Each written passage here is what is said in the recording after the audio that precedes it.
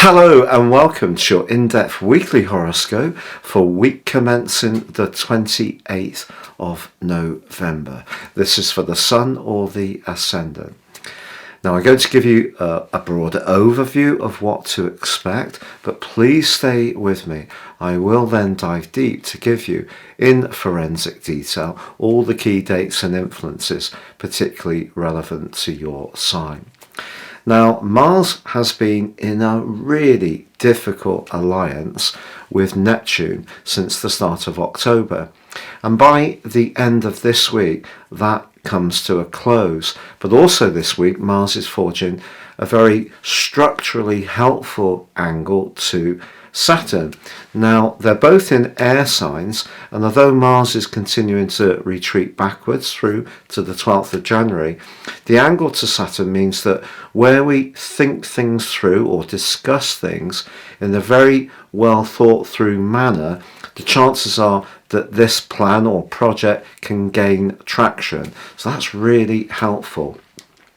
Now we do have that sparkling alliance between Mercury and Venus in the sign of Sagittarius, and that's opposite Mars this week, but that can create some flirty moments, certainly some vivacious energy, but also the square between Saturn and Uranus, which is dominated within 3 degrees of the exact square over the last couple of years. By the end of this week, that also comes to a close. And also by Sunday at the end of this week, Neptune ends its long retrograde too. So the innovation that Neptune square with Mars has created is going to ease, particularly with Saturn's support of Mars. It is true that we still need to be aware that Mars's retrograde can cause frustrations when things aren't moving as quickly as we would like. But in general, we are coming to the end of a very difficult and intense period of time, and we're still bathing in the energy of that Sagittarius new moon. So a more progressive time, things are going to start to feel much less frustrating.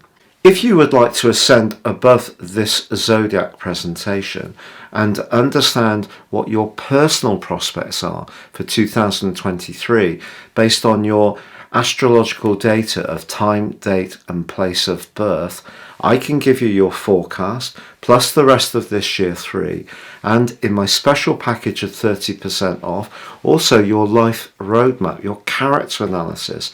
All this information will give you searing insights to guide your moves future forwards. Please see the link below.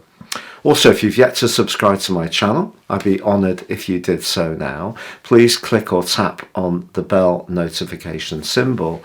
And if you already are subscribed, thank you so much for your support and all your views.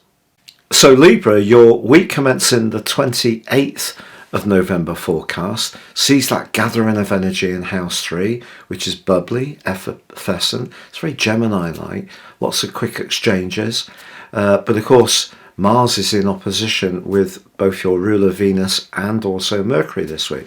So that could lead to some sudden and unexpected travel opportunities or plans. Also some glitches because Mars is in that retrograde.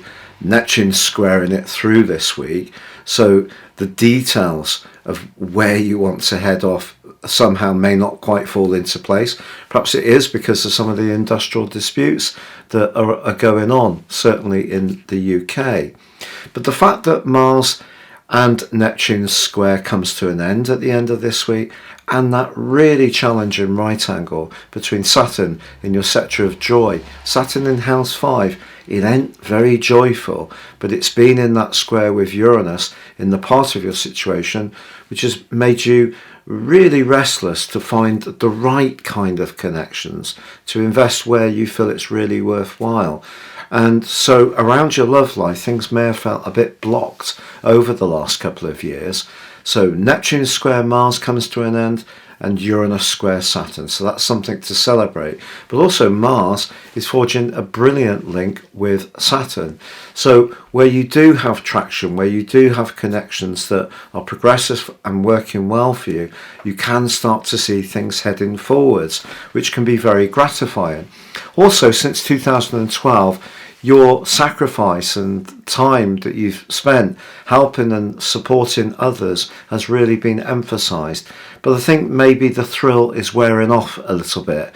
You need to give to yourself and your own physical and emotional needs. So Neptune in the watery sign of Pisces, which of course it governs, has probably left you, at times a bit depleted in recent years. So that going direct at the end of this week is also a really good news story for this week. But I think there can be sudden messages, sudden connections, perhaps even a difference of opinion in terms of viewpoints.